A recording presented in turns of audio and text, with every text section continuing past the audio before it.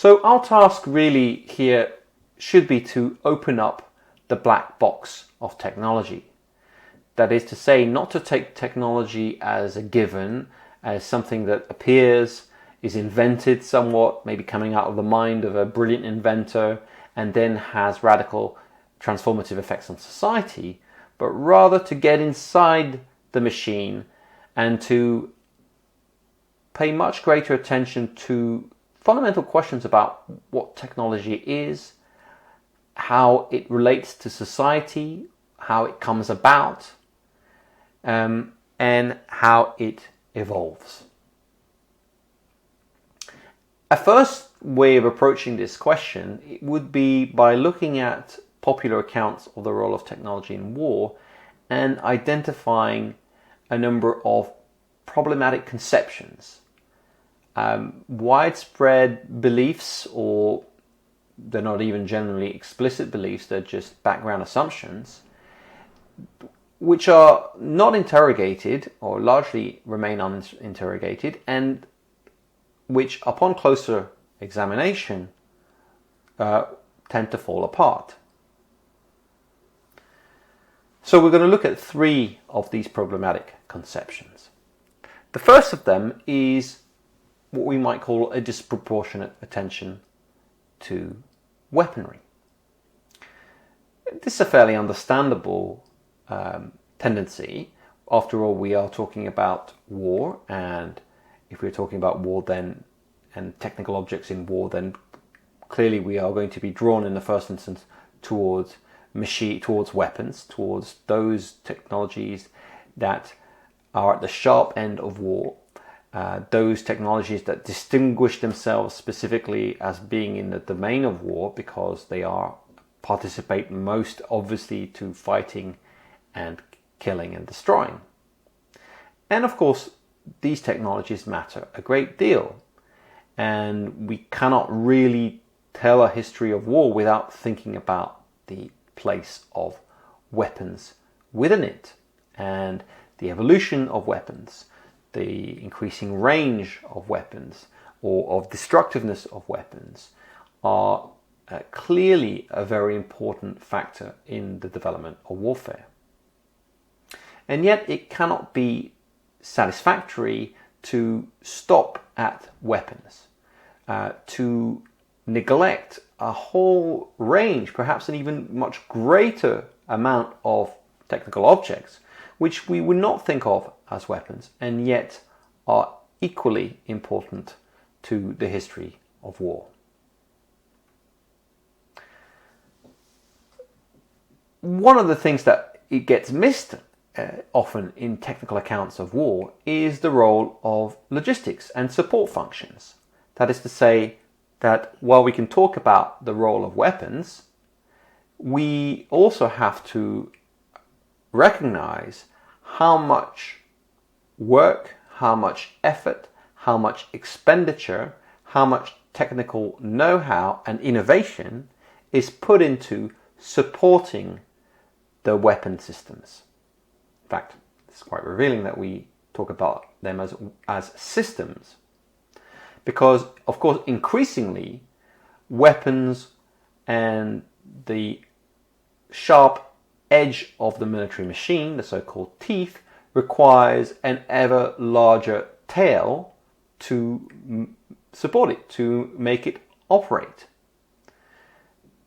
The ratio between this support tail and the teeth is now generally thought to be in the order of 10-1 in modern armies. So a much larger amount of resources and personnel and expenditure has to go into the support of the weapon systems. And it is quite remarkable about how little coverage there is of logistics in the scholarship of war.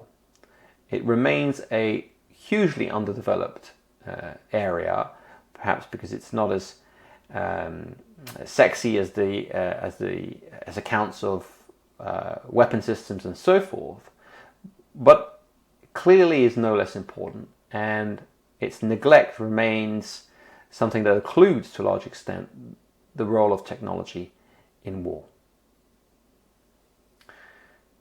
we could also, so therefore, think about certain technologies that we wouldn't often think of first when we think about the history of war. And yet, when we examine them, we can quickly realize how significant and vital they've been.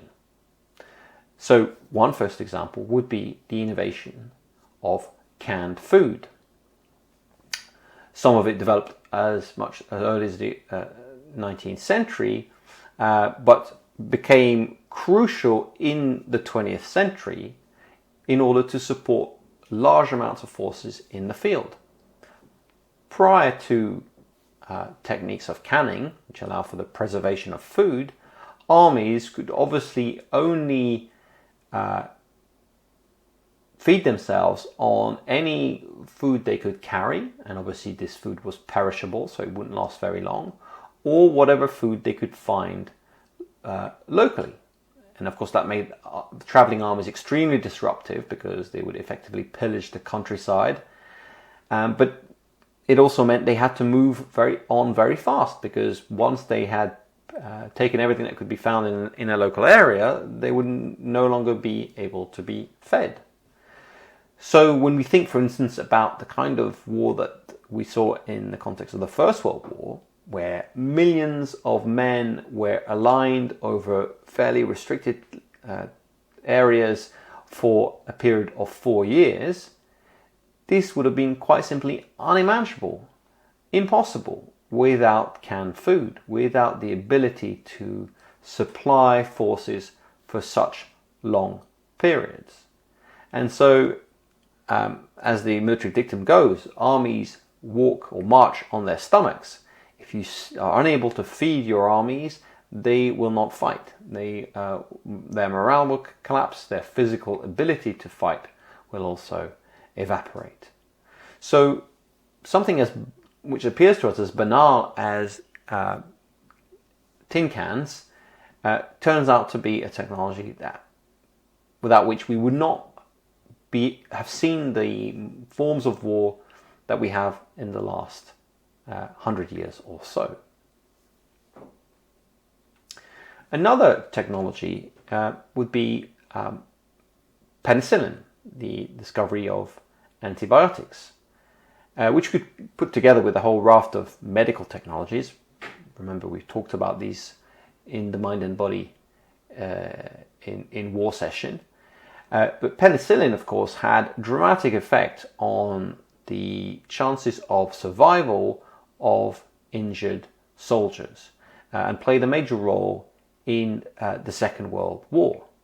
And this had not merely a humanitarian effect of saving lives, but of course had important implications for combat power, because troops that recovered would potentially be able to be drafted again, return to the front, fight another day. So a medical technology that was designed to save lives would also have the effect of allowing armies to fight for longer and to draw on the resources, their human resources, to a greater extent. So these are just two examples, but we can multiply those. Many technologies that don't necessarily appear to be military technologies per se. In fact, their logic might be seem to be at the antipode of military technology, such as medical ones, yet have very important implications for the history and the contemporary conduct of war. Now, a second issue that plagues many popular accounts is what we might call technological determinism. Technological determinism is generally said or applied, a label that's applied to accounts that treat the introduction of new technologies as leading to inevitable developments in the evolution of warfare. So the claim here is technology appears and then it determines, it causes unilaterally changes in the social order, in social organization, and in the military context, in such things such as tactics, and military organizational arrangements. And so what this means is that technology is seen as this external force that induces dramatic changes in society. Society has to adapt to this new technology, and the ways in which it has to adapt really are determined by the technology.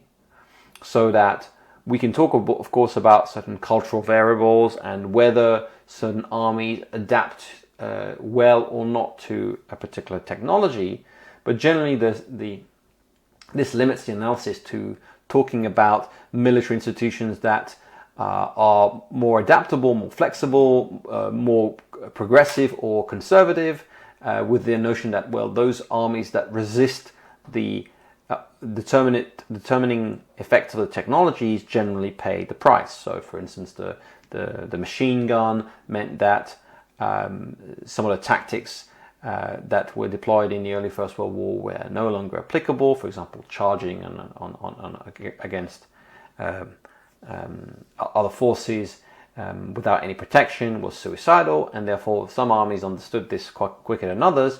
But this was all determined by the machine gun from the outset. Moreover, when we look at these accounts, the origins of technological innovation are rarely questioned. Technology simply, falls from the sky, arrives, and then we don't really have to worry much about what brought it about in the first place. All we have to work out is what its consequences were, and these consequences were all implied in the nature or the characteristics of the technical object.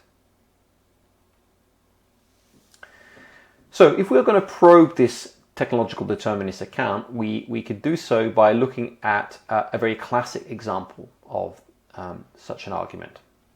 And that is to be found in the historian Lynn White's claim of the so-called Stirrup Thesis. The stirrup obviously being this very simple object, generally made out of metal, that allows a soldier to place their foot in it and to sit astride a horse. And the key, of course, aspect of the stirrup is that it allows the horseman to sit on their horse with much greater stability.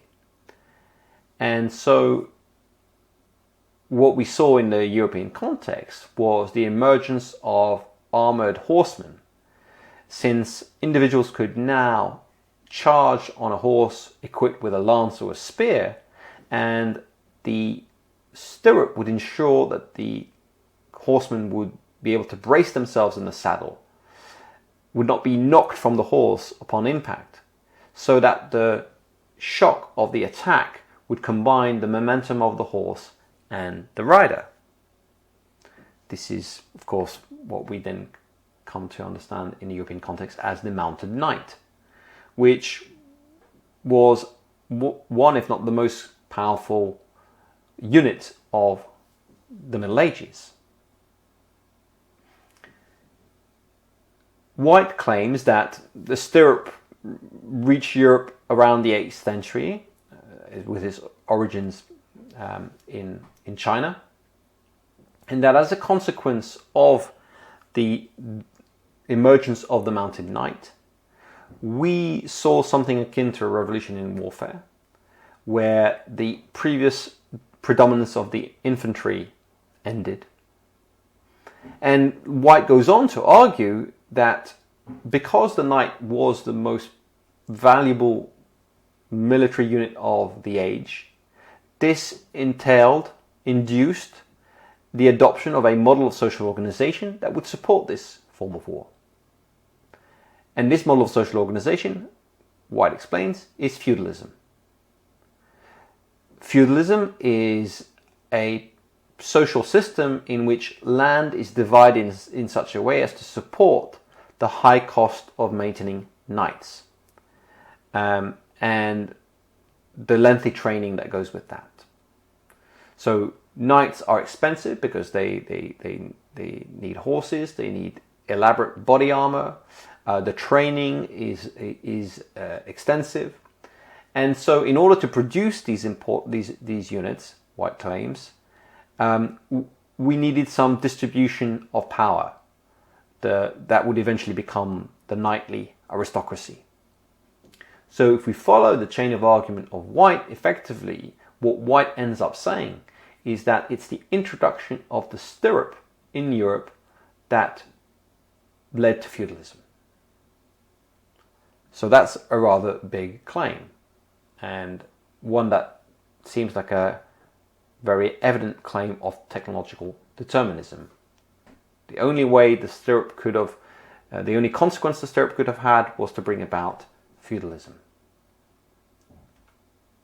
However, a number of objections can be raised to that thesis, and many historians have.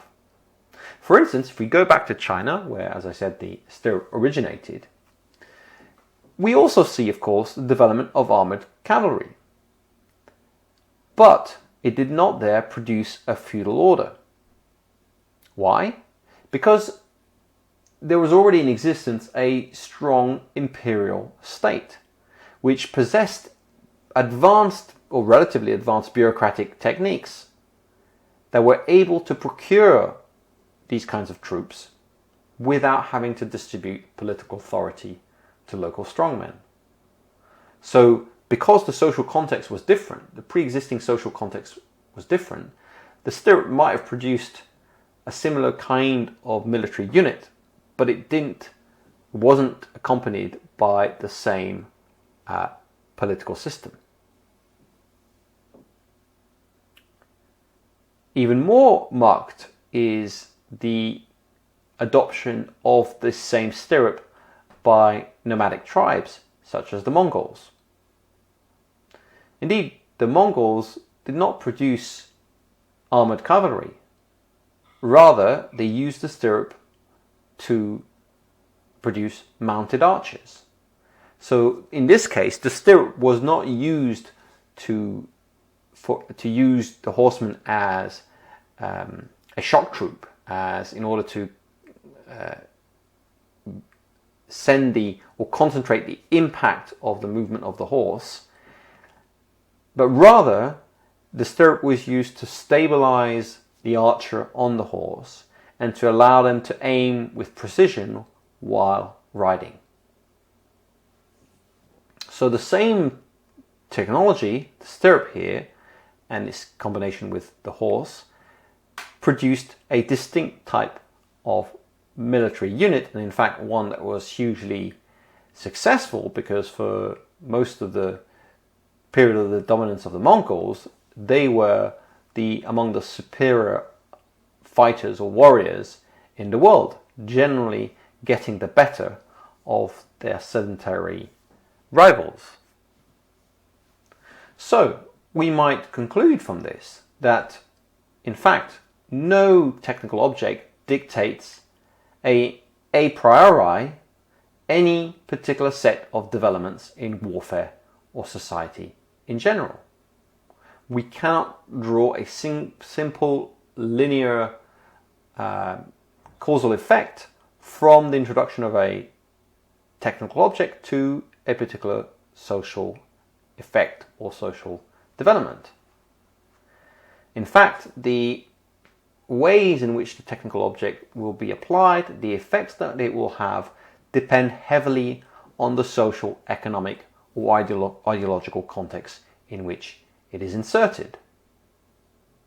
Of course, in the military context, we think also about the various tactical, operational, and strategic dimensions that have a bearing on the impact of military technologies.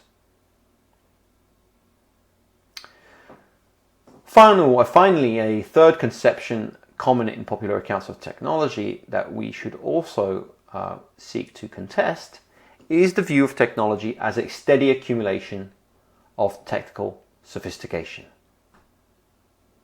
There is, in fact, no necessary tendency towards greater complexity in a diffusion of technology. And yet, this is a fairly common bias that we have. When we talk about technology, when we invoke technology, we tend to think immediately about high tech or high technology. If you open a newspaper and look at the technology pages, you'll find information about information technology, about biotechnology, about everything that's thought of as advanced, cutting-edge technology. Expensive, rarefied, complex, and so forth. But of course, in reality, technology covers really all the material objects that surround us,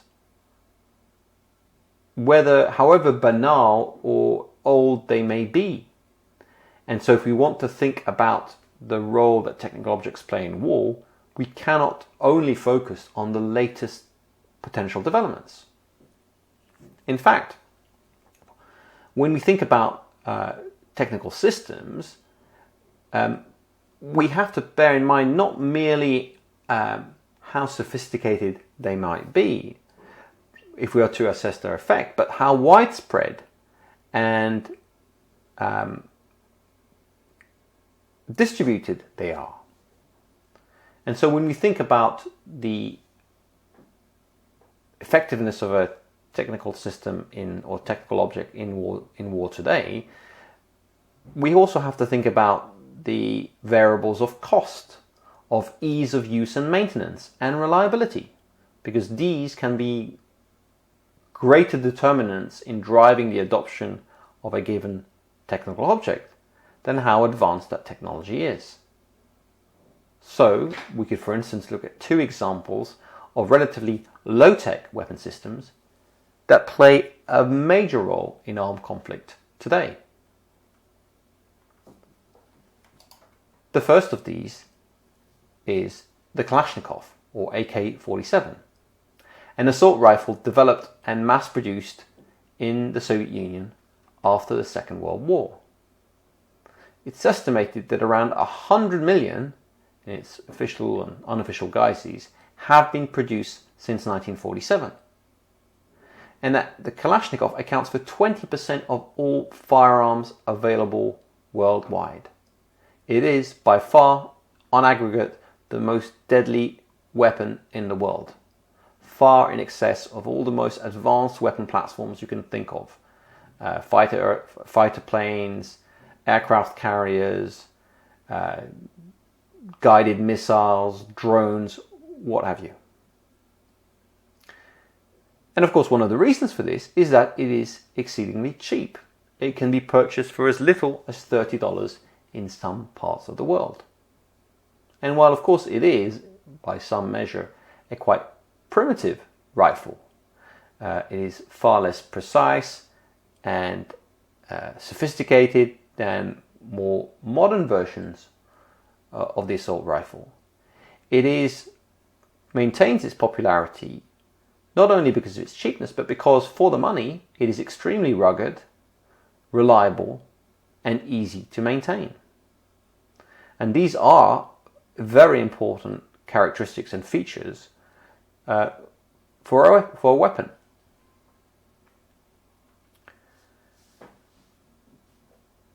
The Kalashnikov indeed has been shown to be of such ease to use that even children can adopt it and employ it.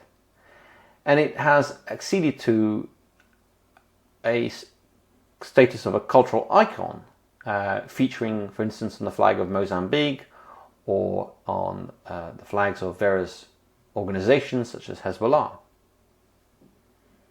So a very old weapon, very basic in some ways, and yet it plays arguably the most predominant role of all weapon systems in the world today. Another system that is perhaps even more interesting for our purposes is the improvised explosive device, or the IED.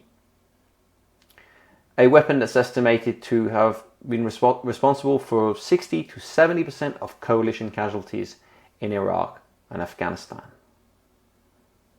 And what is an IED? Well, an IED is a non-standardized object assembled from available materials evolving in response to countermeasures. Therefore, there's a whole variety of explosive charges and methods of delivery. It can be triggered by timer, by pressure, by wire, by radio, or by mobile phone signals. It is a constantly evolving, constantly malleable weapon system. It is recognizable as a singular one, as an IED. It serves roughly the same kinds of purposes, and yet it is never the same. And that tells us perhaps something about the nature of technology, and certainly serves to open up the black box of technology, which is to say that within any technology of a sufficient degree of sophistication, it is in fact composed of intermediate technologies assembled from various technical systems, and that these can be exchanged, modified, combined in ways that are not necessarily predictable. And all technological change follows that process, but the IED is a very useful example because it reveals in this very obvious way and this accelerated fashion this evolution and this contingent assemblage of components.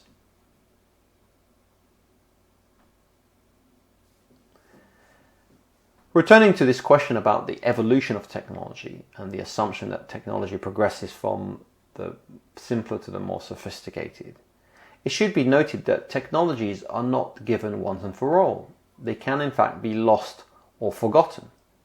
There are examples of certain technologies of the past that we are today incapable of replicating. We still do not know how to produce sword blades of the same strength and flexibility as those that were produced in the 10th or 11th century. We simply have not replicated that knowledge or the necessary skills. And that is because technology also involves forms of knowledge that some of which can be or are formalized and therefore easily transmissible, and others are much more tacit or informal. In the 1990s and 2000s, there was growing concern within the United States over a loss of expertise in the maintenance and design of nuclear weapons. Because in the aftermath of the Cold War, funding decreased, testing transitioned into entirely virtual testing, and it was realized that although, of course, there's a huge amounts of documentation on nuclear weapons, there's a lot of scientific investigation and publication around it, and yet there's also a lot of aspects in the production and the maintenance of these systems that involves forms of knowledge that are not necessarily formalized, that are not necessarily written down, that are exchanged or intuitively known by the personnel who maintains them. And as these individuals retire, or if they are not necessarily replaced, or new people are not brought in and trained accordingly, these forms of knowledge can also be lost. So there is no inherent path of progression in the evolution of technology, from the simple to the complex, or to a steady accumulation of ever greater technological know-how. So all of this really starts to make clear that what might perhaps at first seem self-evident, that is to say what technology is in fact a much more complicated issue. And indeed, the more we look at the question of the nature of technology, the more we find we're confronted with a very profounding and challenging issue. So what then is technology? Well, technical objects, one could start by saying, are really only one element within wider socio-cultural assemblages. As Arnold Pacey puts it, technology can never be adequately understood in terms of machines and techniques alone. Machines are always used within a framework of organization and management, and often there are organizational changes at the heart of important technological development. That is to say, that technologies evolve alongside the organizational frameworks in which they are inserted. Frameworks that are shaped as much by political and economic factors as they are by purely technical criteria or security concerns. That is, for example, when we think about the development of nuclear weapon systems. This is shown very well in Donald Mackenzie's study of the invention of accuracy. The move towards building more accurate guidance systems for nuclear weapons was not part of an inherent trend towards making more accurate weapons, but rather was shaped by the changes and competition over US nuclear strategy. It wasn't necessarily the case that you would want to use nuclear weapons in an accurate fashion. After all, they are incredibly destructive weapons, and if you're using them in an indiscriminate fashion, which seemed for a long time to be the only way you would do so, then accuracy was going to be a relatively low priority. So technological changes do not happen in a vacuum, and they do not follow naturally particular paths towards greater efficiency or greater accuracy or greater power. They evolve in the context of certain organizational needs, certain ideological priorities, and various political considerations. Technology, of course, does contribute to define a field of possibilities, but it does not in itself predetermine the uses it will be put to. So, for instance, strategic bombing, the use of aircraft to bomb from the air, used to great extent in the Second World War in targeting populations and industry and so forth. Quite obviously, strategic bombing would not have been conceivable in the absence of aircraft. And yet, the strategy of strategic bombing did not follow inevitably from the discovery and the development of aircraft.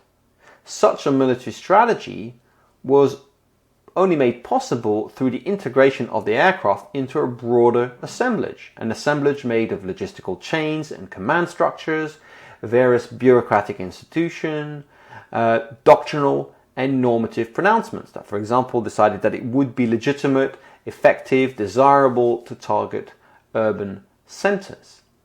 Moreover, the technology of the aircraft itself evolved as a function of these demands. So when you decide that strategic bombing is a priority, then you start to build strategic bombers. You build aircraft that are designed to drop large amounts of bombs over great distances.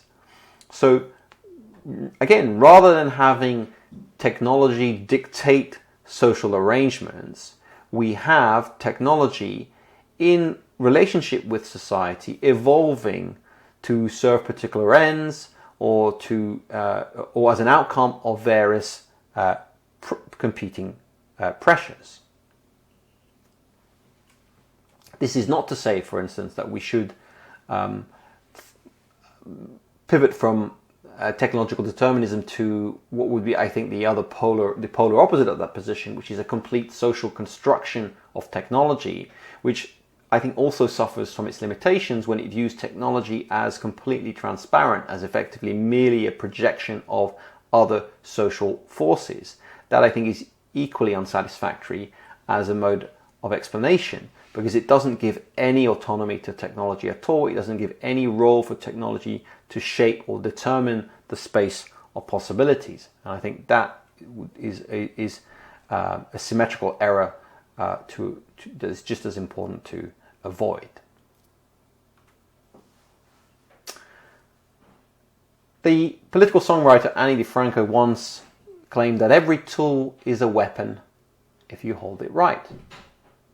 And I think DiFranco here touches on to a very fundamental truth, which is that even the question of what counts as a weapon, specific technical object, and how it might be distinguished from a tool is itself not determinate. There is in fact a constant convertibility of the tool and the weapon. Something which is as true of the axe as it is of the passenger airplane. An axe could obviously be put to a military or a martial end if you use an axe to hack someone's limbs off or to crack their head, or if you use an axe to cut down a tree. One can be thought of as serving the purpose of a weapon and the other of a tool. With an aircraft, a conventional passenger aircraft, of course, is most of the time a tool. It's moving from one place to another, transporting people, maybe a few goods, and so forth. But of course, the plane, if it is suddenly flown against a building, becomes a missile. Functionally, it is a missile, and yet, technically speaking, it is exactly the same object. It's not the object that's changed. It's the context, the assemblage that has changed. And in one context, it is a tool. In another, it is a weapon. It's also important to understand that technologies are embodied knowledges and practices. They are, in fact, a concatenation of understandings of the world. Scientific understandings, which, for instance, produce certain ideas, conceptions about how the natural world functions. So contemporary technology rests on our scientific understanding of the world, the fact that we understand certain regularities in the world, basic physical traits of the world, and that we, on the basis of those regularities, we can produce objects that will perform also in a predictable, regular fashion. And a lot of technological advance, if not most technological advance today, is based on scientific advancement as well. Now, of course, the sciences themselves are also very reliant on technical systems to make those kinds of discoveries. To the extent that, in a way, we can think much more properly about a notion of techno-science. That technology and science are really two sides of the same coin. This is something we could apply, for instance, when we think about the history of warfare. In some of the work that I've done, I've thought about the succession of techno-scientific paradigms that have animated military thinking, in which we can look at certain key technologies, the clock, the engine, the computer, or the network, and see that these technologies are both tools, material, technical objects that have an effect in the world. They measure time, they extract heat differentials to turn them into work, they use conditional logic in electronic networks or electrical networks to be used as control systems, or they distribute information across network structures. But it can also be thought of as metaphors, as models of organization that have a much wider applicability. And so at various times, clocks, engines, computers, and networks have served as models for thinking of military organization. The network being the predominant metaphor of the age. We all think we live in network societies, and militaries think they are networked entities, and that security is a network problem.